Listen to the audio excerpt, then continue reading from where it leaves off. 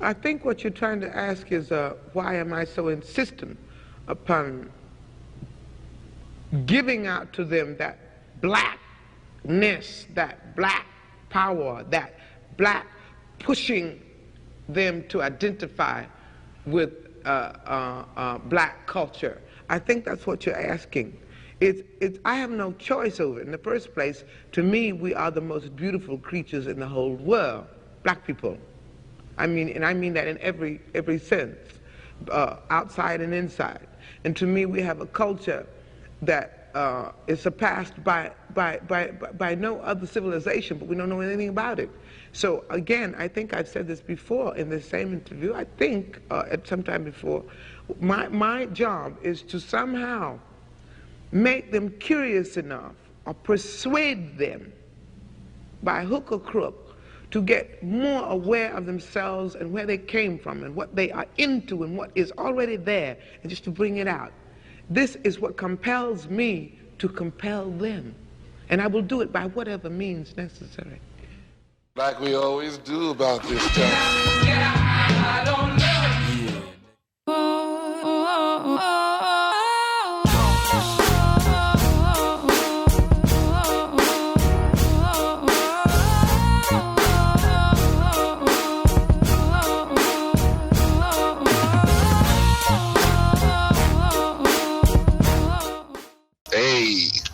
Hey. Lex.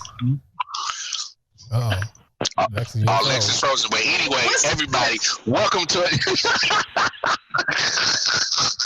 Go ahead, Lex. First of all, don't worry about it. I can edit it out. Don't worry about that. You on that cricket internet connection, dog. You good? Yeah, I don't understand. All you of a was sudden, perfect. And as soon as we start recording. Anyway, welcome to another. All right, we're going to take it over till you get ready. Welcome to another edition. I Often Wonder. We are here doing the 28 days. All right, y'all hear me? I hear you now, girl. Go ahead. Yeah, we hear you, baby. I know you on that emergency internet connection where you can only connect when you got an emergency. This must not be an emergency. Anyway, everybody, this is the I Often Wonder podcast. It's your boy Wildcard Mar, trying to get her internet connection. That's BB Walters, Black Bob Walters over there. And of course, you know who that guy is. It is me. I am me here live from Detroit, from the D. Yeah, so just in case everybody ain't noticed, we all in separate locations.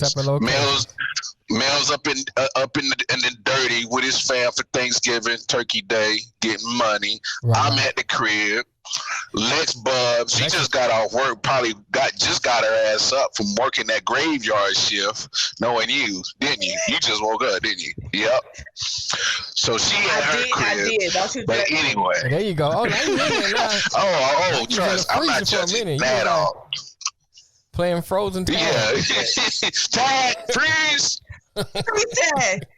Yeah, tag. But anyway. First of all, what is that in your hand? He cooking. Don't worry about him. Go on, get the No, show. I'm cooking. Don't worry about me. I'm show, doing me. I gotta feed the babies. Again. Come on now. Get your internet on borrowed time. You got internet on X. My ADHD kick in. Yeah. But no, first of all, let me just say, I'm so glad to see you two knuckleheads. We appreciate that. Hold on. Hey, it be like that when your ass get to working. Right. Y'all ain't never lied. But hey, without further ado, to all of our we know you gotta get the bag. Laura, stop talking. She keep freezing. Go ahead. Right. Y'all, today is no different. Even though we're in 3 different locations, right. we are still going to bring you guys a top-notch show. Right. And of course, today is part of our 28 days of Black history. Right. Black excess, black, baby. Go ahead. Mama said, Mama Kusa. Mama said, Mama Kusa. Mama said, Mama Kusa. Even in a whole different location, he's still Wild Card Bar. It's still the same tomfoolery. Y'all, we have a amazing woman who decided to come and eavesdrop into our conversation today. She actually came by reference to another guest that we had. Right. Via this 28 days of Black history and Black excellence. And I'm super excited because as I was reading her information, her bio, her looking up her website, her trailers, I was so proud of the work that she's done. So, wait, I almost forgot. What did you get? Unless y'all did it while I was frozen, but I don't think you did. Our lovely preliminaries. So if you guys want to find out more about us, see our Patreon page, join us on episodes. Make sure you go to the website www.IamOftenWonderDot.com. All of our information is there, you guys. So you'll find literally everything. You see Jamel and Lamar, they have the merch on. Everything. They have all the merch on. You guys can buy the merch. It is winter time, so you know it is hoodie season. Go ahead and grab you a couple of hoodies, a couple of different colors. But without further ado, you guys, please. What are you? Okay, you guys, please welcome to our show, Miss Bessie Fletcher. Yeah. Wait, you the audio man. How do you not have the hand clap queued up, bro? I can't tell you. Just don't worry about that. It's a long story. I got you. Welcome to the show, Miss Betsy. It's a long story. Thank you. How are you guys doing? I tell you, y'all having so much fun. I need to see this. It's like something I need to be looking at. You need to watch our podcast. Yeah, I will. Because it's show in action right there. I'm telling you, I love it. Yeah. Well, we're glad to have you on. Thank you so much. Go ahead, Lex. I'm sorry. Yes, most definitely are. So, it's okay. The very first question we always ask Ms. Betsy in this series is, what does Black history mean to you? So give us an insight on what Black history means to you. Does it hold near and dear to your heart? Just give us that question is asked. Well, you know, sometimes when you ask me the question and told me that was going to be the question, I had to go back in my mind just a little bit, and I said, you know, what does it mean to me? Because, you know, you just live it. Right. Each year, February, we know we have this month assigned to Black history. And just being, I really didn't give it any thought, and I had to just think about that. And then what came in my mind was, it's a time of reflection. It's a time of motivation. It's a time to elevate the minds of our children, to remind them that where they are today is because they are here because of the backbones and the lives and the blood and sweat and tears of people before them. But it also reminds us of how much more we have to do. Right. Because we can't live on the past. We got to create what we're doing and live in the future and plan for our children to be prepared to do the things to increase on what we are teaching them or showing them what the past has done to help them. Take that and motivate yourself to a higher level of greatness. Wow. So, Ooh, I like that. I like that. To me, it elevates me because I was raised in a predominantly Black neighborhood. When I say Black neighborhood, I'm saying back in the days when I was on the farm, my uncles and aunts and everybody had farms. That neighborhood. But across the street, there was a white family. So, you know, we were always integrated. But the fact remains is that I was raised with uncles and cousins that own businesses, you know. So I was used to, all my teachers was Black. My professor was Black, you know, and everybody knew everybody. My mother grew up with the principal. That's how I got to go to school a year earlier. You know what I mean? That was kind of the network. And I saw all of the entrepreneurship. I was raised in it. My dad was one. My mother was one. And so Black history reminds me of the strength that we have, that sometimes children today don't see. And that's why I'm so strong and vivid in what I do and nobody can't tell me who I am because I'm grounded, because I saw it in action. And a lot of my cousins, they're on the jet, they're on the jet joints and stuff like that, but they were in business. Right. Some of them owned, little stores or selling fruits and vegetables, but they were in business, and you saw that. And that's what made me the woman that I am today. So when I hear Black history, I go back to those days. Wow, you may want to get on an organ. Wow. Okay. that answer right there alone is everything. One thing we definitely can say, everything.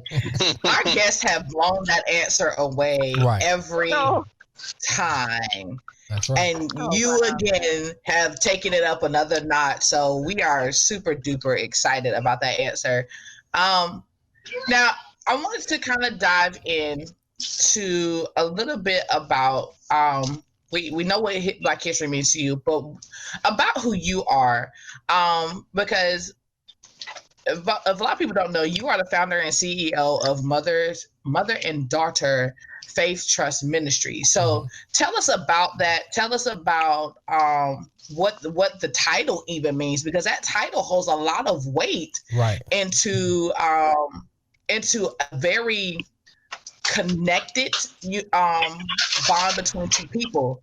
As a woman, until my mother passed, everything my mother did, I emulated everything she did.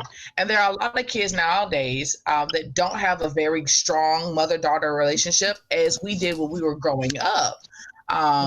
Or if they have a strong mother-daughter relationship, it's not kind of the parent-daughter, it's like their best friend. Right.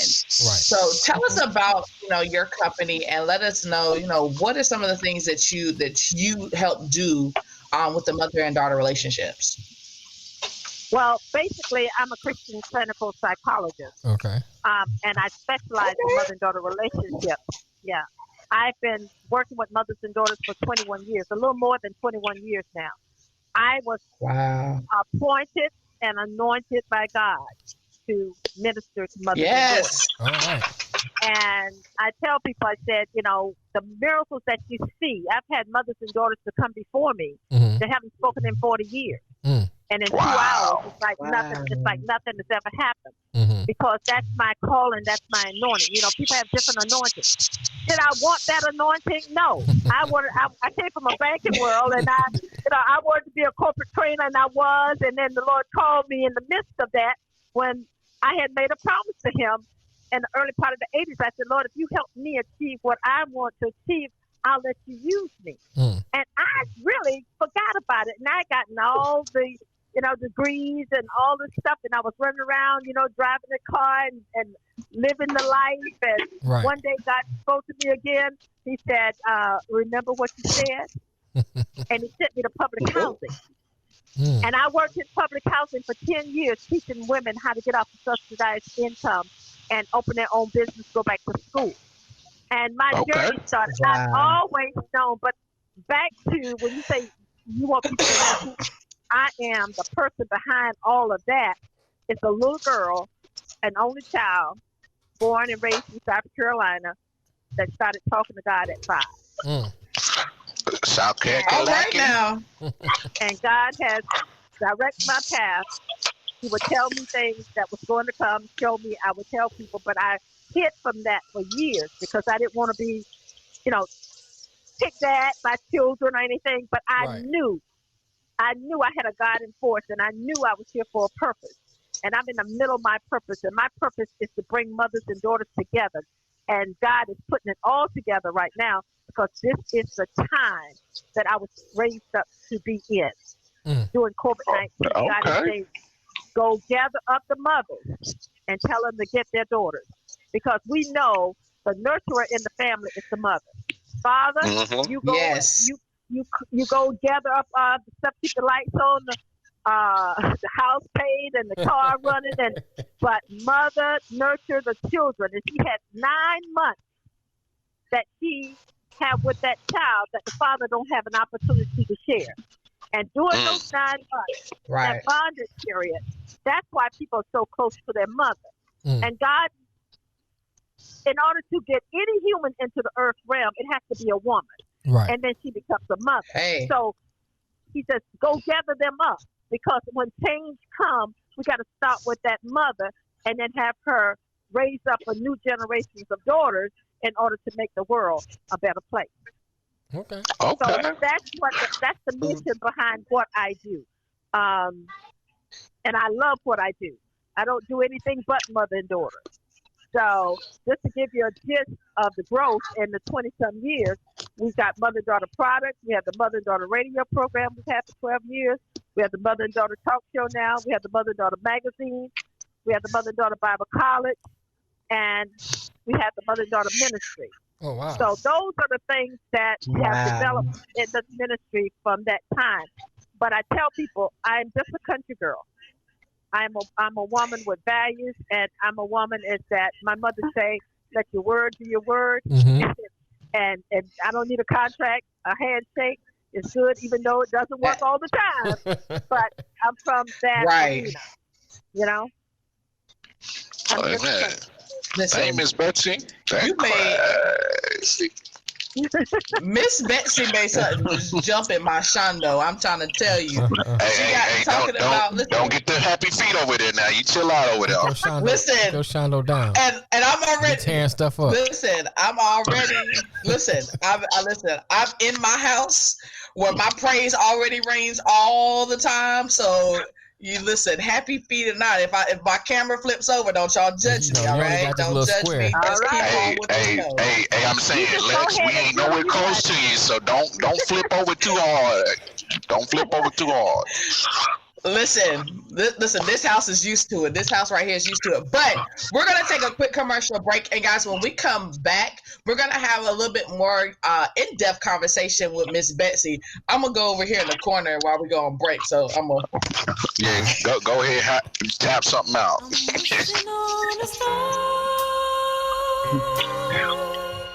To follow where you are, I'm wishing on a dream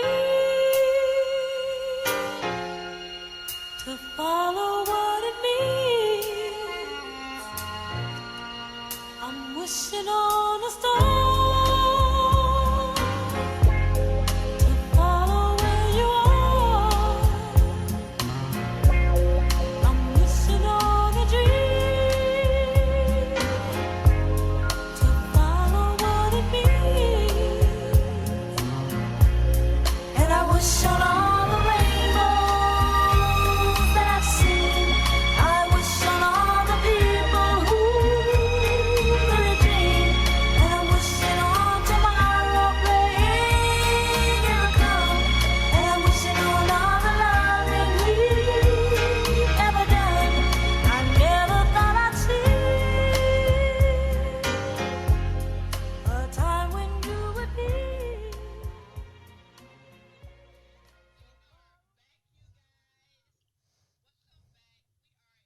A wonderful conversation with Miss Bessie Fletcher. Listen, if you guys still in the show over there, Miss Betsy. Over there, still in the show.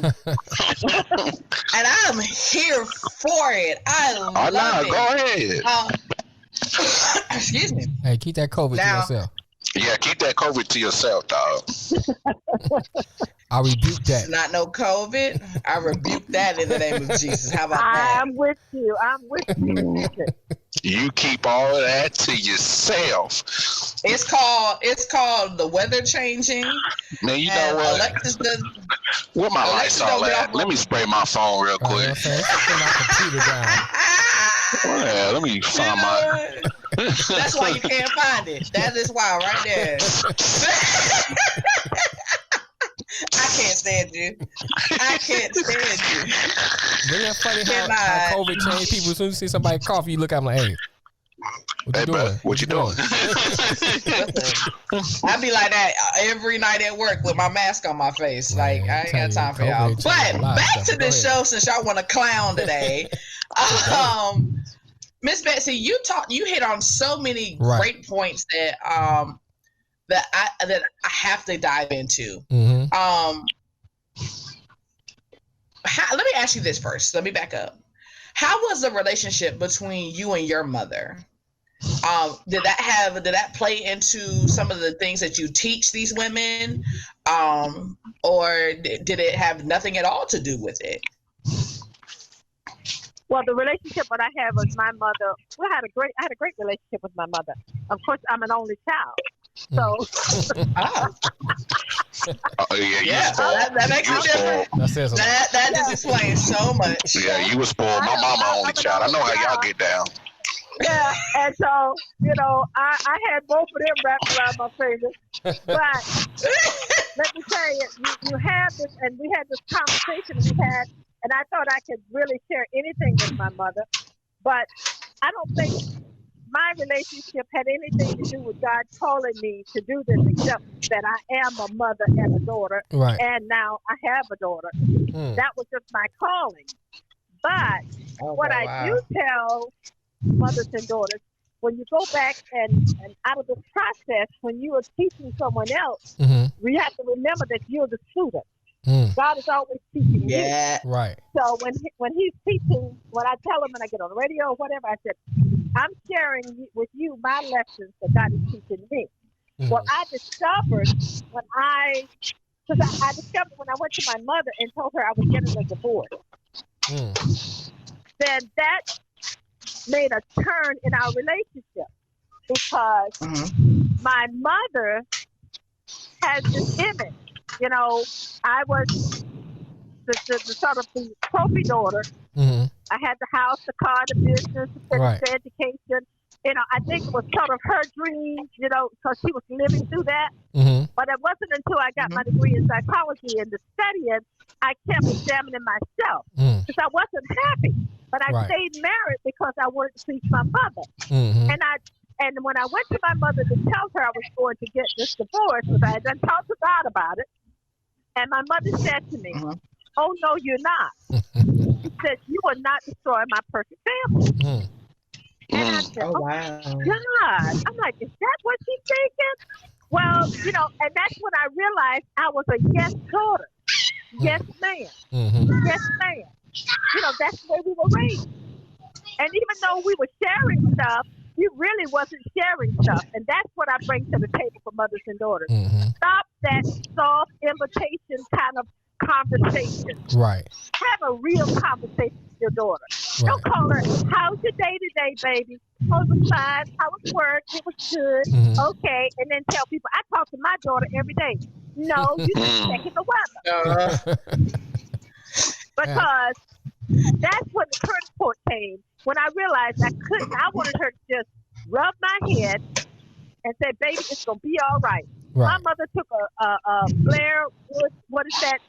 Head turnaround thing. Oh, yeah, Blair Witch Project. She was like, she was like, "Oh, no, this ain't happening." And I said, "Mother, I made up my mind. I already talked to God about it." But we had to work through that. Wow. But what I realized, I learned more about me. And so when I come to the table, I don't try. I tell people the truth. There's no shame in the game. In order to learn, I tell them where I make my mistakes. I tell them how I went to my daughter and said to her, when her and her husband was going through, I just shut myself.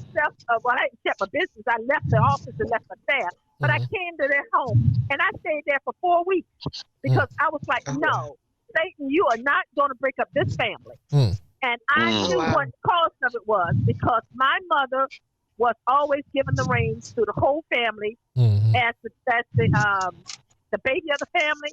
They whatever she said, they had to come and get her blessing. And they made her into this person. And so she had controlling issues. Okay. I had controlling issues.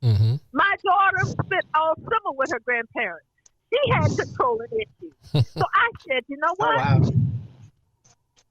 We are going to stop this, because you're going to have the 30-year divorce if we don't come to a meeting." So I had to sit her down and say, "You have got to let your husband be the husband. You have got to let him be the man. We have been raised." My mother was long gone, she said, "but we have been raised such go-getters, such entrepreneurs, that if he's not moving on the pace in which we thought they should move, well, lay the pew, because I'm on my way and buy. You call me?" That kind of an attitude. And that's what brought peace to their home. That's what brought peace.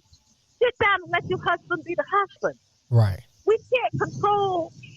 You got the house, you got the children, you got your husband, but there's a role you have to allow people to be. Mm-hmm. You know, that's why men want men to change, because the wife won't let them change one chair and put it out of order. Who moved that chair? You know, those are the things that I brought to her. And to this day, they're still married. They're doing 29 years this year. So, wow. Oh, wow. Yeah, That's what's and up. that's what I tell brothers. We have to be honest. You got to take off the white robe, acting as if you all that. Go back to where you made your mistakes. Go back and share. Be vulnerable with your daughter. Right. Just tell the truth. Let them know, baby, I didn't do it all right, Mm-hmm. and I'm not perfect. Right. So let me ask you this, because you just said a very key statement that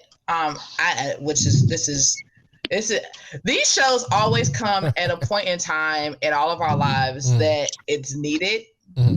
And I say that because this is a conversation that I was just having with my sister and my niece. Me too. And about their relationship and about being honest and things like that, through some issues and stuff that they have. But you just said something that's very key about us as women, as mothers, aunties, especially mothers, you know, being honest, taking off that white robe.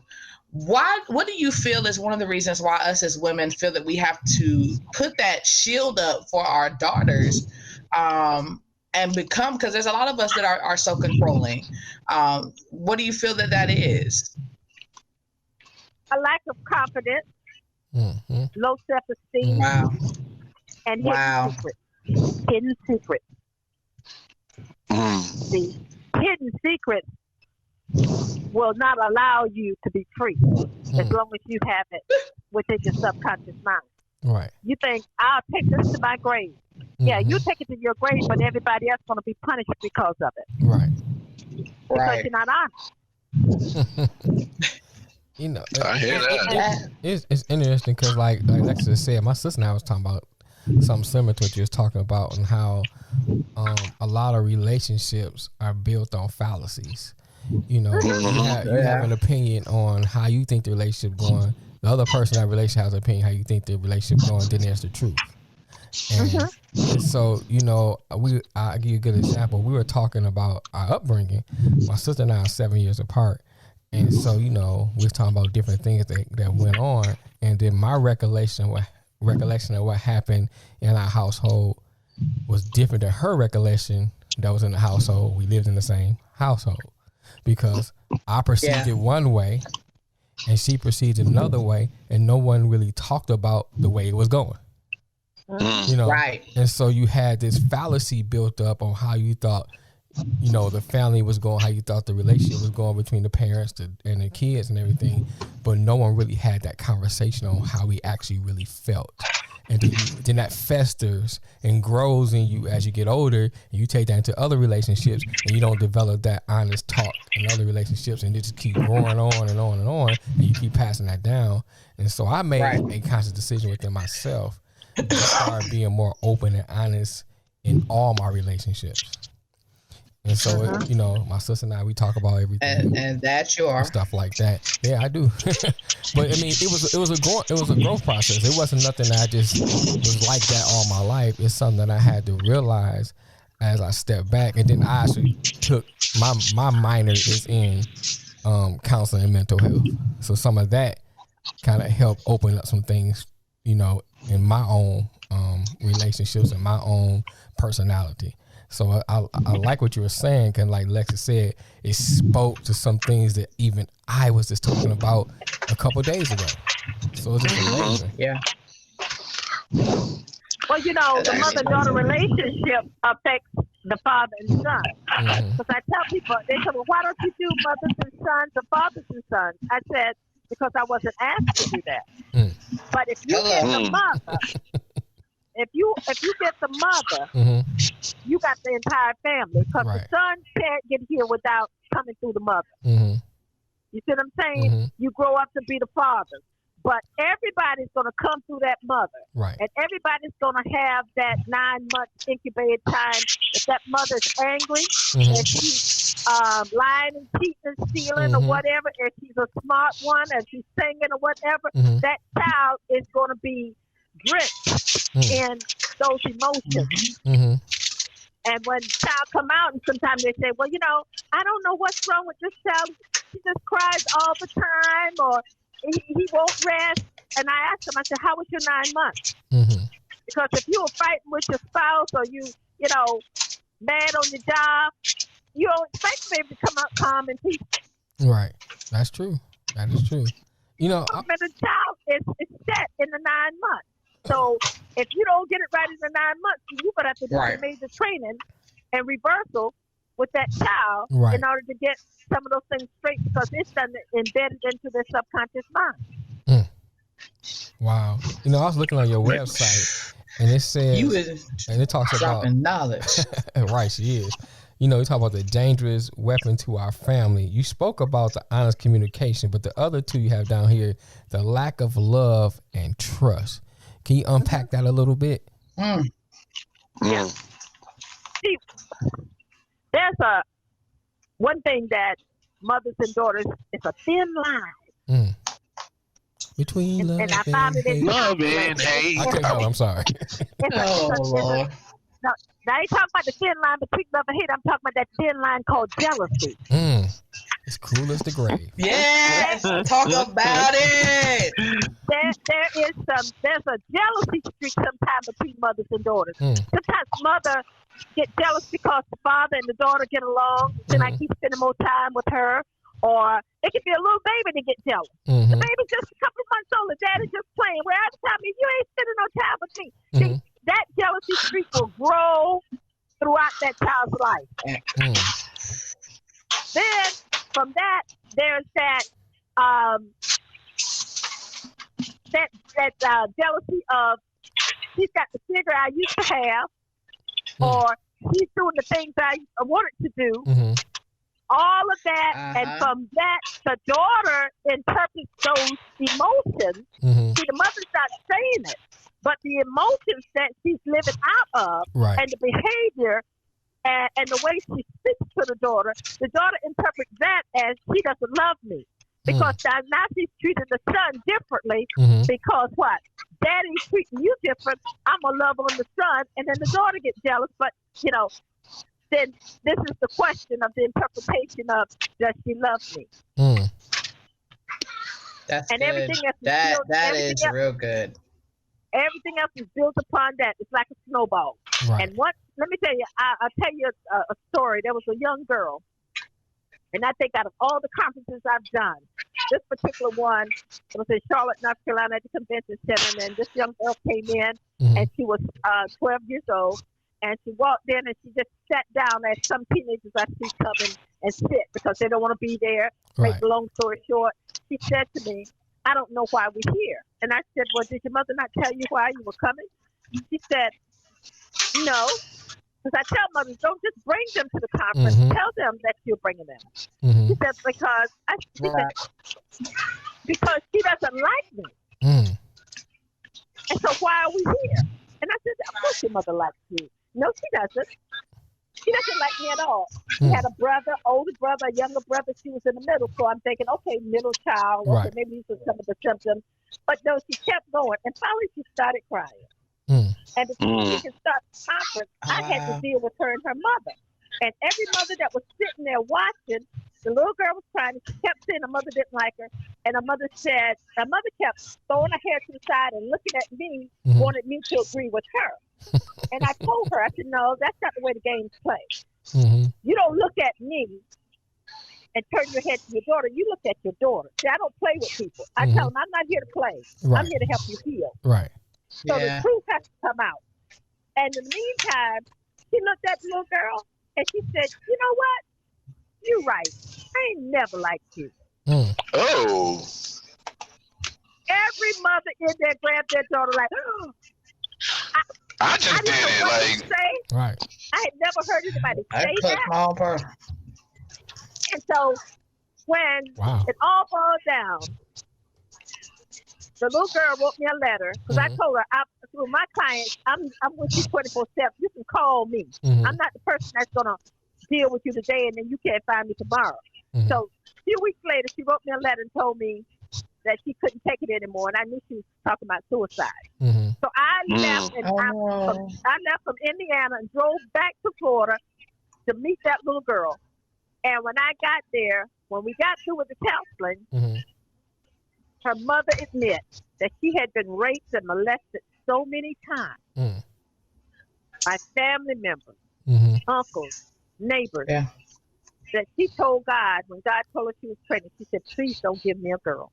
God, don't give me a girl. Because she said when the baby was born, she took the doctor tried to put the baby in her arms. She would not accept the baby in her arms. So the doctor laid the baby on her stomach. She said, I looked at the baby and the baby looked at me and I knew it was going to be on. It was going to be a war. Now, a 12-year-old girl hearing this. And finally she said to her mother, she said, I knew you didn't like me. She said, why didn't you just tell me? I would have been, she said, all my life, I have had sleepless nights. And all you had to do is tell me that you were molested and that somebody had done something to you, and that's why you didn't want a daughter. She said that would have made all the difference in the world. Right. And it would have. Now hold that thought. We're gonna hold that thought, Miss Betsy. We're gonna take another quick commercial break, and when we come back, you guys, we're gonna have this last segment with Miss Betsy, and get to know her even more. Y'all stay tuned.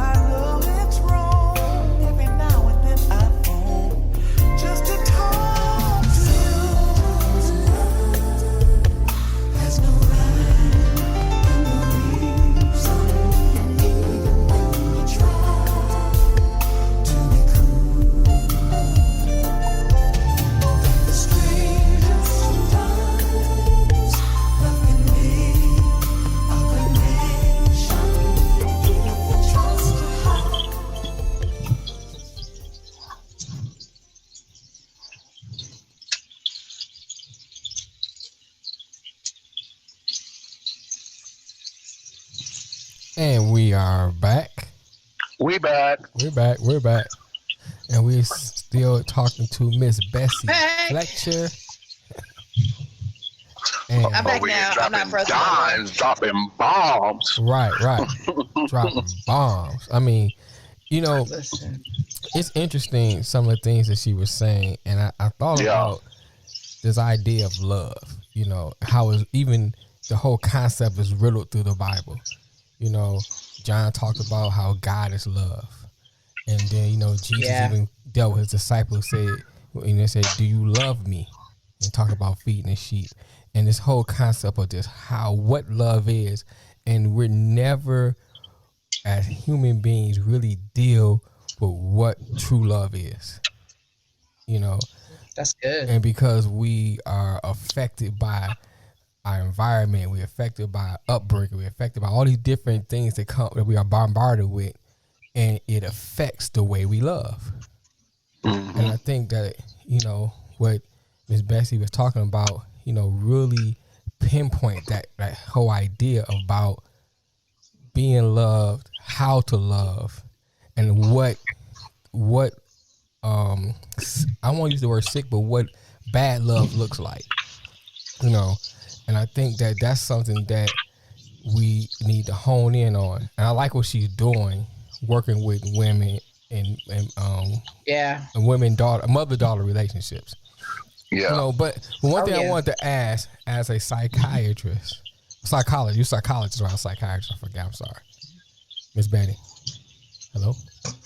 Yes, I'm here. Okay. You're a psychologist? Okay, there we go. Okay, there we go. But in your field, because, you know, we always grew up saying that boys cling to mothers, girls cling to fathers. Girls cling to fathers, yeah. Do you find that to be true, or is that just a myth? No, that's the truth. Okay. Because opposites always attract. Okay. The little girl wants to marry the man that's like her daddy, whether he's a professor, preacher, doctor, lawyer, NNC, or whether he's a crackhead. Right. They will gravitate to that same type of domestic violence. You know, if their dad beat their mom, they figured that was love, because you have to realize love is interpreted according to that household. Right. And so when you get into those relationships, you know, some ladies come to me and they say, you know, I know, you know, but it just seemed like he loves me because that's the way my dad taught my mother. You know, he hit on my mother and things of that nature. So they don't know any better until they really find God and find that love is something totally different, or go through some type of counseling or some kind of spiritual intervention. Right. Because the little boy loves his mama because you want to find a wife that looks like your mama, that cooks like your mama. You may not say that, right? But subconsciously, that's the woman that you know. That's the model that you see. Right. And there's 86,400 seconds in a day. And if you got a child with you for one day, that child is taking 86,400 little clips, images of you that is embedded into their subconscious mind. Right. They know more than you think they know. Hello, that's that right there. Right. That's why a baby can smile at you and go, "Hi, this is Daddy." Understand? I got it. You smile, I smile. I model you. That's why we do the work that we do with mothers and daughters.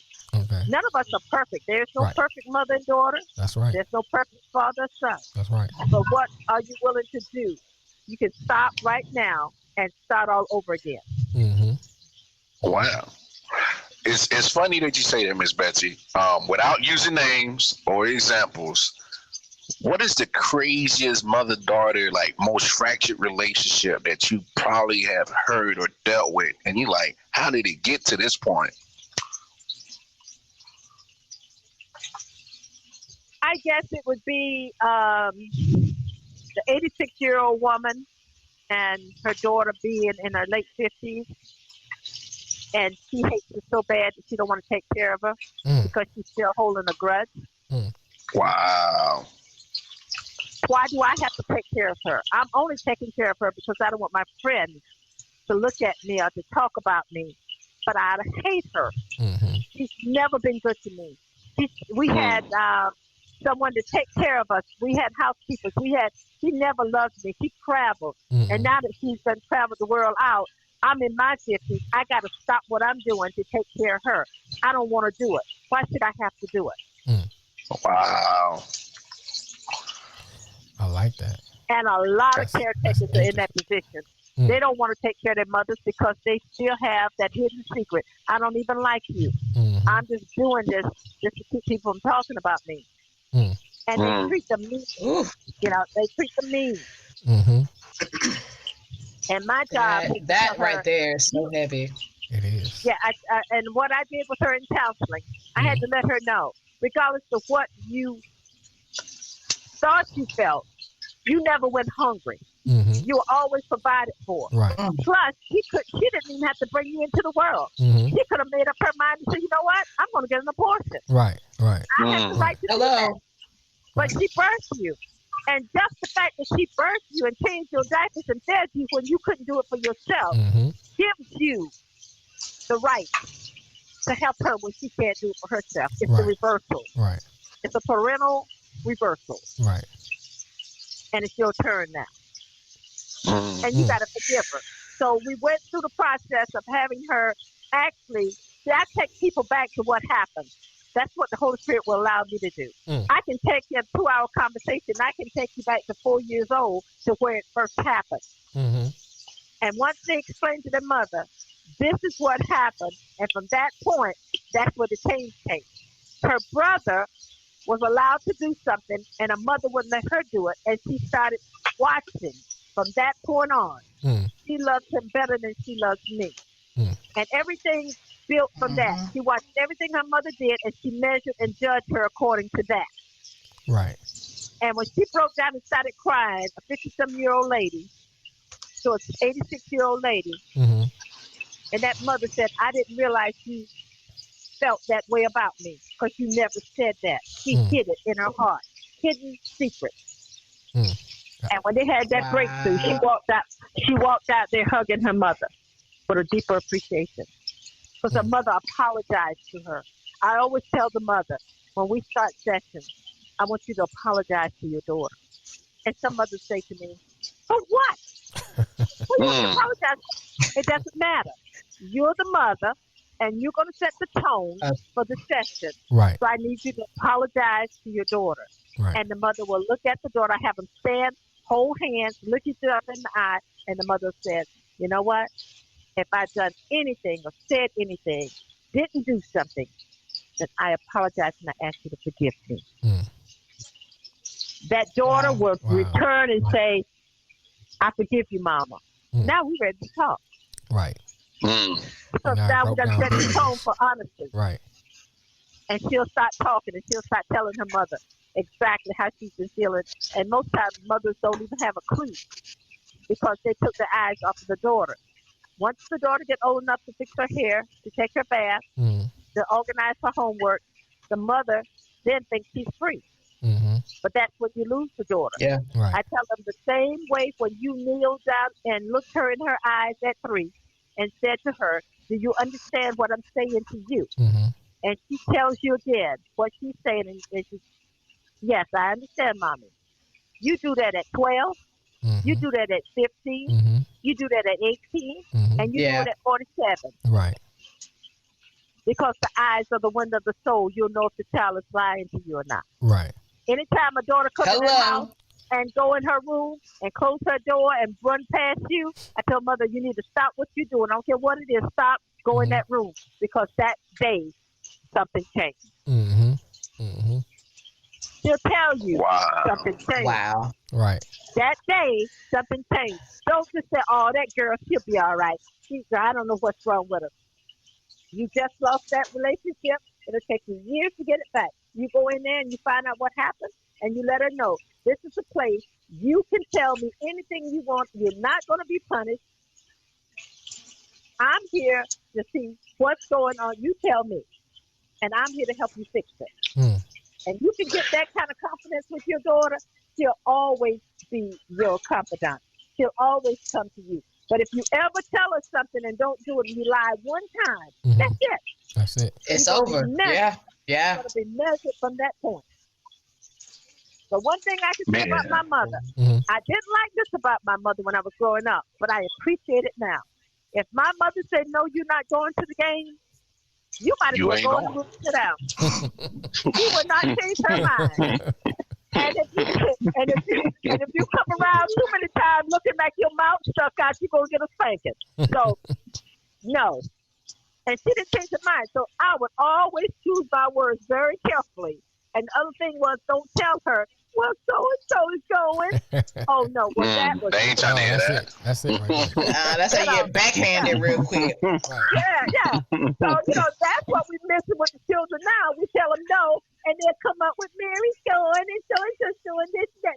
And then, and then all of a sudden, well, okay. Oh, they got you.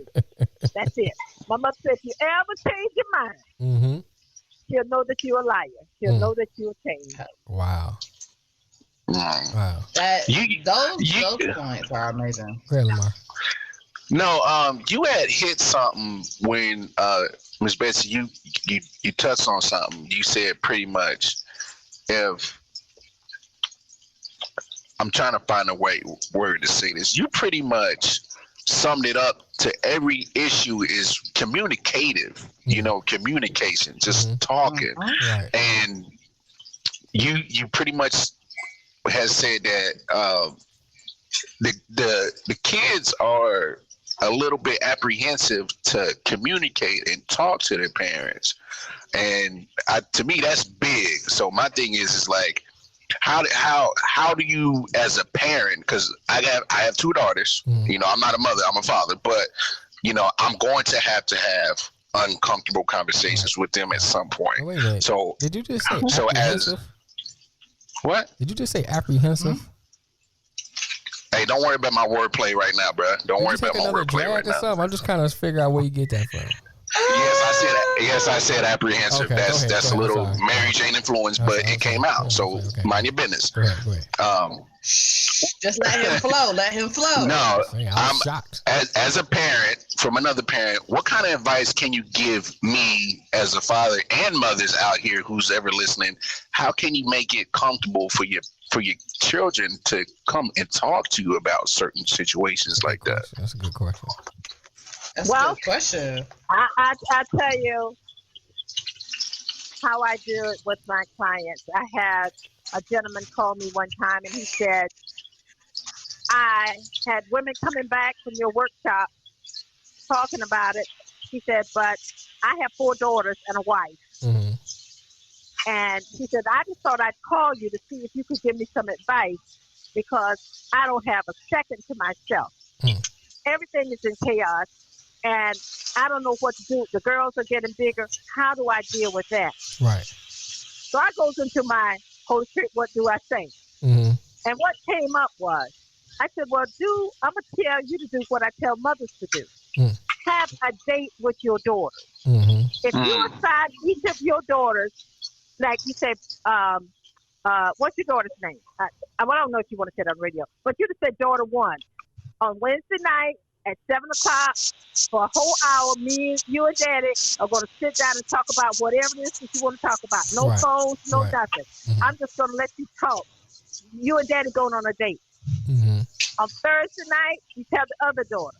I guarantee you, they will not be running and fussing and fighting about who's getting more Daddy's time because they're going to say, I have a date with my daddy. Mm-hmm. And this time, I can talk to Daddy about anything. Right. That's how you build that relationship with your daughter. And then you keep that. Keep that going. Mm-hmm. And as they grow up, they know I can go talk to my daddy because I got one-on-one. I don't have to compete with my sister about my daughter, about my daddy. And then you tell your wife, okay, baby, after 9 o'clock is your time. Right. But right now, they get this time. And once you set that into your schedule, it's like you do any other appointment, they will feel like little princesses. And they know that my daddy has a special time just for me. Right. And the gentleman called me about 3 weeks later and he said, Dr. Fletcher, he said, you remember me? And I said, yeah, I remember you. I said, how did it work for you? He said, I don't know if I like it. He said, because nobody's bothering me. I can watch all the sports and everybody just running. He really found out he really wanted that attention, I said, well, you can't change the date now because they like that. You know what I mean? Right. He said, I'm a lonely man now, Yeah. So that's the advice I would give. And I tell mothers to have, we have mother and daughter bath products.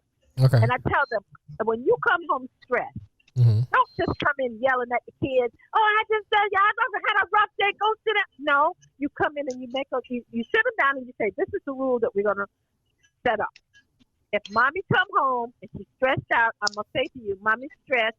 Let me go take me a bath, put on my house coat. Let me give me about 30 minutes to get myself together. Then when I come out, I'm all yours. I like that. That cuts down on all that tension in the family. It cuts down on all the tension with the husband and the wife. Because you don't give yourself time to breathe, come in, cool down, and then decompress. Yeah. And then you'll be better for the family. The children will get upset and everybody, The other thing is that I tell mothers, have a date with your daughter. Sit down a week. So, you know what? We're just going to go Go sit somewhere. You don't have to talk. Just sit and be. Right. And then all of a sudden, whatever it is will start coming out of you. Mm-hmm. Don't judge. Don't pry. This is our time, and we're just gonna just treat her like he was when she was a little girl. When you just nurture her. Mm-hmm. And that's why that's our motto. Recapture that moment when you first looked into her eyes. Go back to that. Right. Go back to that. Y'all know I'm a big sap. That thing just you was a sap. I like you was a sap. Oh yeah, you was a sap.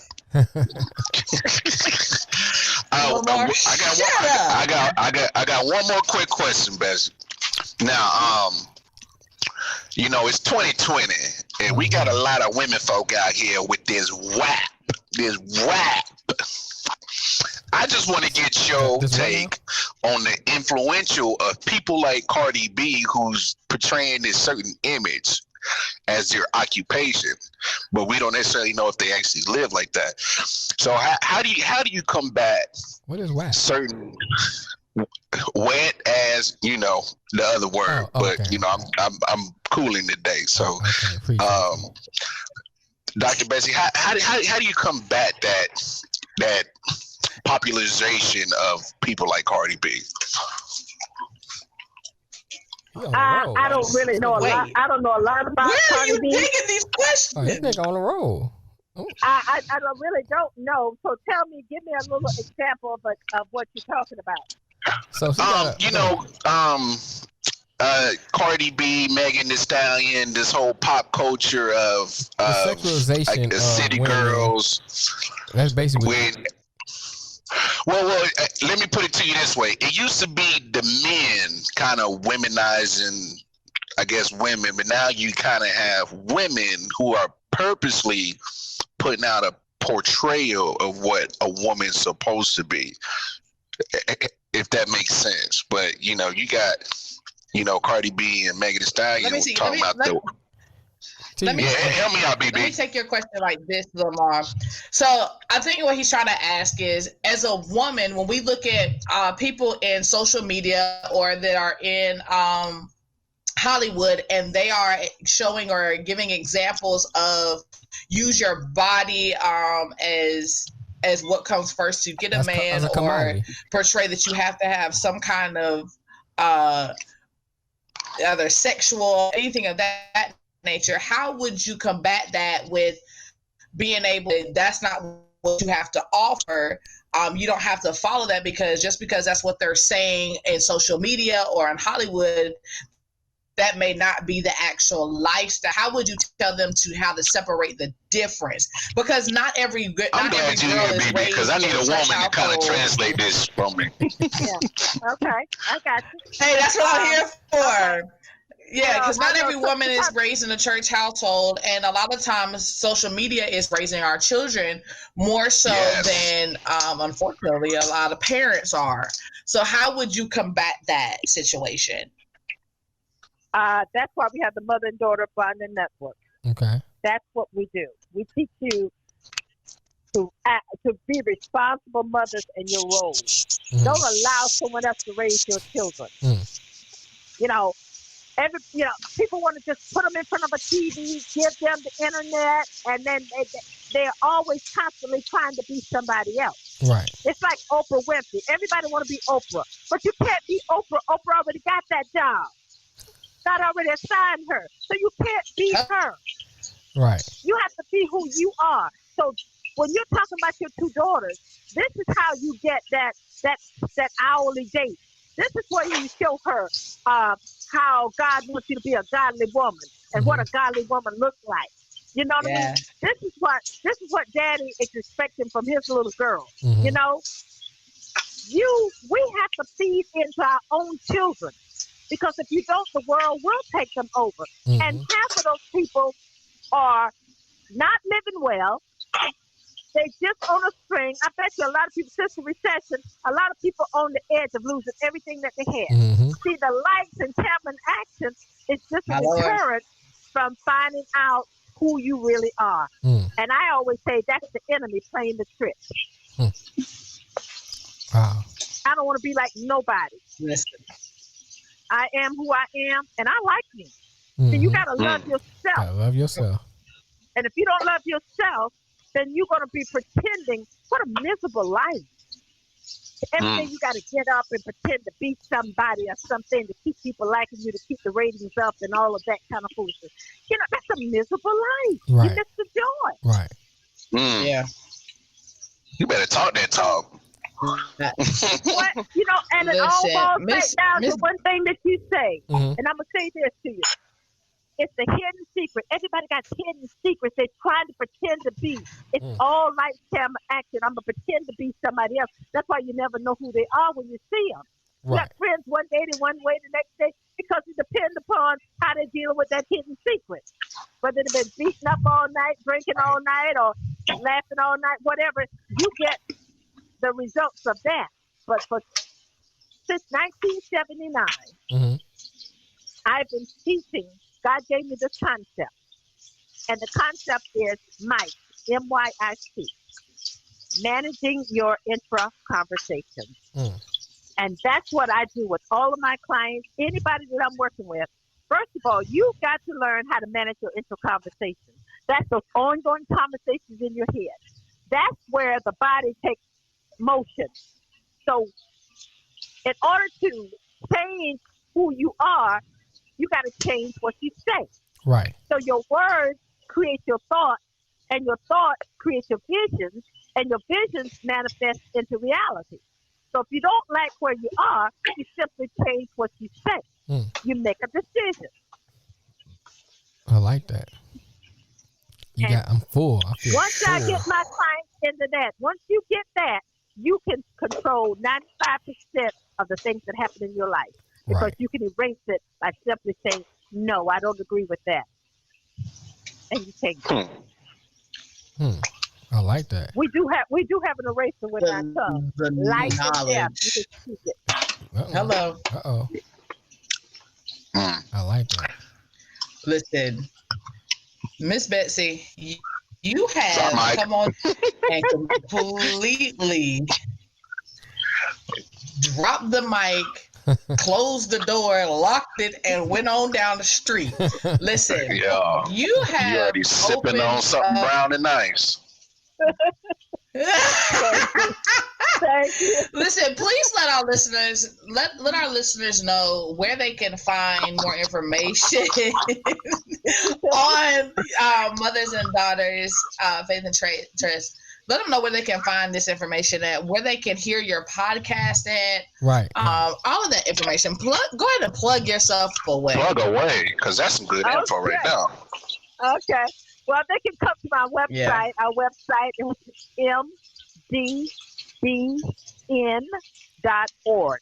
That's M as in mother, D as in daughter, B as in bonding, N as in network.org. Okay. And on there, we have the magazine, we have the podcast, we have all information. We have some of the YouTube. They can go to Dr. Bessie Fletcher, PhD, and look at our YouTube. And we have Facebook, Dr. Bessie, Bessie Fletcher, Facebook, and find some things there. We have a private group, of course, you can't go to that. But I'm just going to put it out there, we are building a system that is going to incorporate everything a mother and daughter needs. It's a one-stop shop. All right. We'll have that done. I love it. By 1st of December. And I'm telling you, I would love to. I'll get with you guys and send you all the information so you can go through and filter and look at it. Please do. And it's going to be a big interaction for mothers and daughters to come on. And it's something God placed in my heart that I've been working on for a while. It's just absolutely, I'm excited about it, because the only reason that I do what I do is because to help mothers and daughters have a better life and create a healthier family. I love it. Hey, but believe it or not, I learned something as a father. So, fellas, if you got daughters like I do, like Mel do, and you want to get through to them, talk to them, holler at Dr. Bessie. There you go. I'm here. That's what I do. Yeah. Well, Dr. Bessie, I wanted to, before we let you go, I wanted to say, Oh, go ahead, Lex. You want to say something? Was you about to say something, Lex? No, you're good. You go ahead. I wanted to say. Go ahead. I know that Von Miller said. I keep saying Von Miller. I'm thinking about the football player. Van Miller has mentioned that you were doing a mother-daughter. I think what she said, a convention. Was it in Atlanta? So what I want to do, I got your information, but I want to put it out there. So we're thinking about, we're not thinking, we're going to do a 50 podcast, 50 states. And we want to correspond our podcast on the day you do that particular, I don't know if it's a convention or whatever, that gathering you're going to have, the mother-daughter gathering you're going to have in Atlanta. So we can do our broadcast live from that particular event that you're going to have. So we want to kind of connect those two events together. Our 50 podcasts, our 50 podcasts, 50 states with your mother-daughter event. So keep us posted when you're going to have it, and we'll try to organize something and get us all connected so we can come down there and we can meet face to face. And we also can have, we also can have our podcast down there. I heard have a drink or two, might even smoke a blunt. Say that again. I said I heard some people from North Carolina. So. Oh yeah, we all live in North Carolina. I do too. Yeah, I heard you from Winston. You in Winston-Salem, right? Yeah. Yeah, it's just an hour away. I travel a lot, but I am. Yeah, okay, I've got to go. I got a class. We have a Bible college, and my students are calling me. Okay. I stretched this. Yes, so I have enjoyed this. This was absolutely wonderful. We enjoyed you also. Thank you for coming. Thank you. I mean, I take it as an honor. I tell them anytime anybody calls me and asks me to share wisdom, I'm excited. So I am so appreciative. And you dropped some wisdom, all right. You dropped some wisdom, all right. Thank you. We will definitely be in touch, Miss Betsy. All right. Go. I love you guys. I love you too. You have a great day. Take care, Doc. Bye-bye. Bye.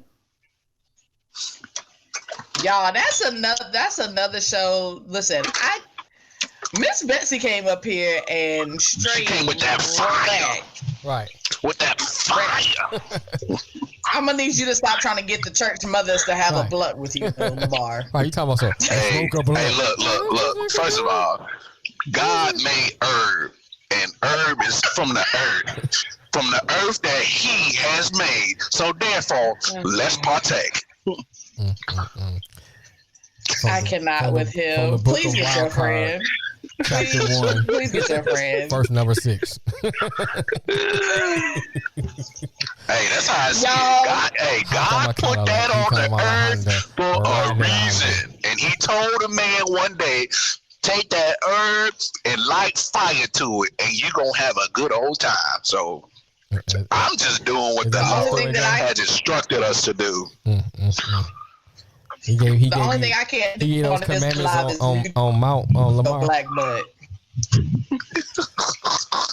I have received these commandments on Mount Lamar. Let's smoke and get high.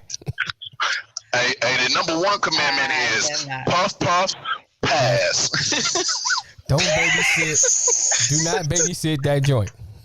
Do not babysit. Not babysit. No babysit. That's how you get knocked down. Yeah. Listen. That's how you start a fight. I know today's that's how you fight. Listen, to all our listeners and viewers, I know today's our viewing today looks a little bit different. Right. As you guys can tell, we're of course in 3 different places. One because it's holiday time, so we're traveling. But also because the world is kind of going back and forth still with this corona. Right. So you may see a little bit more episodes like this. Please bear with us with our changes and whatnot. We still are going to give you guys top-notch shows by any means necessary. Right. So that's coming regardless. We just need you to fix that old cricket little connection you got, or that Life Alert internet connection you got over there, on Lex. But y'all saw that I moved locations, right? Metro PCS internet. Yeah. And when I moved locations, it got better because I got closer to the router. Of course, it got better. You probably on your roof right now. Oh, got Lord, better connection. I done ran out of minutes. Let me get my credit card. I'm in the office. I went and cleared out a space in the office. What y'all not gonna do is judge me as you're cooking went Thursday night dinner. What is today? I don't even know what today is. It don't matter. Thursday. It's Thursday. No, you got I know. Nah. I got these chicken thighs on right now. I'm about to go eat myself. So what time is dinner? What time do I pull up for dinner? 11 o'clock. Oh damn! I'll be asleep. After I slept all day. Listen, you guys, make sure you guys are going over, as you guys see scrolling across the bottom of your screen, is the website for Miss Betsy, as well as where you can find all of her stuff on other social medias. Y'all, please, especially mothers and daughters, as a woman, let me say this. It is very, very important to have a good relationship, a healthy relationship with your mother. Take it from someone who lost their mother at a young age. When that person is gone, it plays a very, very big impact. So create as many memories as you can with your mothers. Fathers, do the same with your daughters and with your mothers. Right. And if your mother has never been a part of your life, and you have someone who is like a mother, an auntie, a godmother, whoever else, still connect with them. Still make sure you have that healthy relationship. I'm blessed. I have several godmothers, a host of aunts and aunts who are like mothers to me. The boys hear about them all the time. So make sure that you guys have that healthy relationship. You have that open door policy. Right. Excuse me, with them. But when there's nothing else to say, you log the heck out of the chat. So y'all make sure you before we leave, holler at J. Edwin Collection on Bonfire. Holler at MillieJSweetTreats.com. Right. Holler at MadMax.net, where you can get all kind of good sweet treats, good eats, and good wear. I like that. That's all I'm gonna say. This nigga dropping commercials too.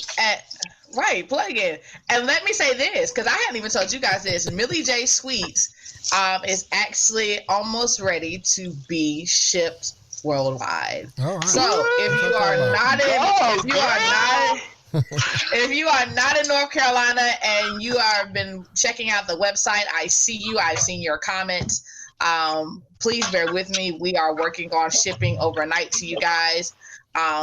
So just keep supporting. The same thing with Lamar's business and Jamel's. We are here to give you guys product in every fashion that we can, whether it's food, clothing, books. You never know what's gonna come from the Often Wonder podcast. Gang. Hey, Triangle area. Holla at my girl KG. Right. She does the mobile bartending, Raleigh on the rocks. I already got my jugs for Thanksgiving. She gonna do the caramel apple sangria and the Spanish sangria. So I can't wait to tear them shits up. I'm be lit. I said I was gonna hit her up because she had a pink lemonade Hennessy. Yes. I was like, I'm taking that down to the pink lemonade Henny or something like that. Yeah. Yes. Yeah, I'm gonna take that down to the country with a good country folks. So we're gonna sip on that for Thanksgiving. IOW Sports. Check us out. IOW Sports. We do live every Tuesday. So if you wanna go ahead, Lex. Let me say this. Y'all have been rocking the show on our IOW Sports. Unfortunately, of course, I have not been able to be there because I've had to work. My schedule has changed. But let me give you hats off. I'm not taking my hat off, but y'all know what I mean. Nah, leave that on. Leave it on. We're trying to keep the viewers. That's why. Yeah, we trying to keep viewers, cuz. Listen, that's why. Don't worry. Black Mama Walters will be back with a new hairstyle very soon. But no, you guys have been rocking that all the way out. Lamar, I'm gonna need you to text me and let me know where I am in these rankings because I feel like my picks have been off. No. You still in second place, but you might want to tighten it up because I'm just saying, male's creeping up behind you. But what I wanted to finish saying though is that I mentioned on the IOW Sports Show that we are trying to build a media conglomerate, and so we're gonna eventually add other sports to it, and then from there we're gonna start adding news and politics. So if you're interested in if you're interested in politics and you want to start getting to that part of the network, hit us up. You know, count me out of that show. I don't fuck with politics.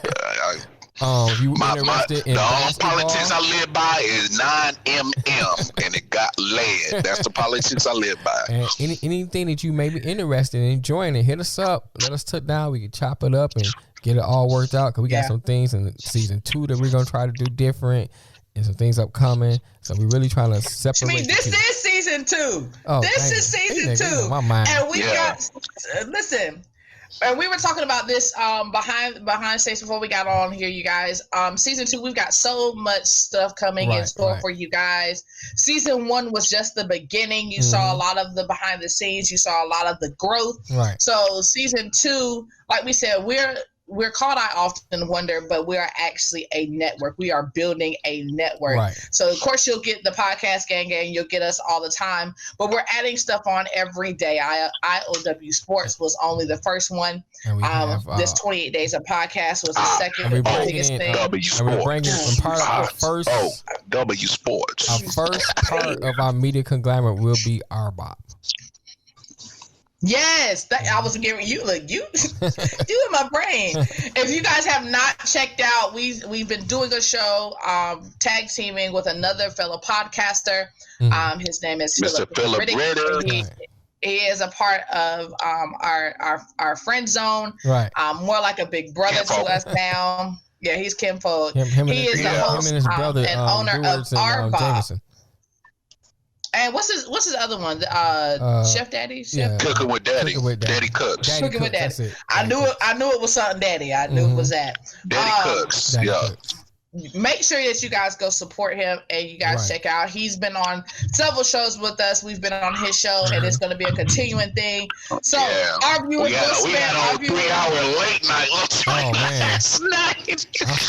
Hey, y'all thought I wasn't sleep yet. I popped up in that thing. Y'all thought I wasn't going to be there. Yeah, I was still. I haven't been asleep yet. I'm still up.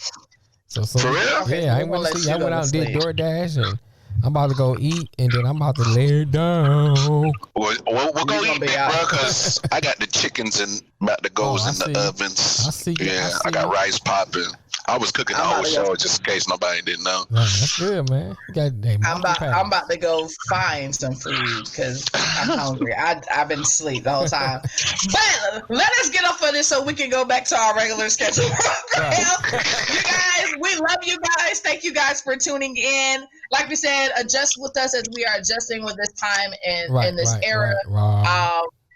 You know, we still gonna give you top-notch shows. So until next time, this is your girl Black Papa Watson signing off. Chill, walk on more. You starting over. And of course, until next time, we love y'all. Holla.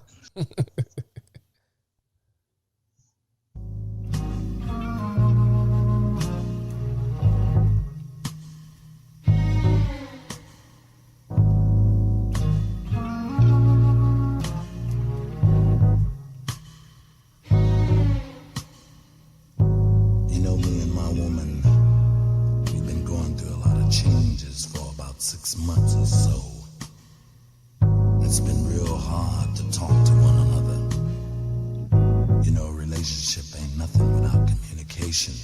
While we were laying in bed, the both of us looking at the ceiling overhead, eyes wide open about 3 o'clock in the morning. I said, baby, we can't go on this way. She said, you're right. I said, I know you love me, and I love you. Then we started holding each other. I felt a tear roll down my face. Last night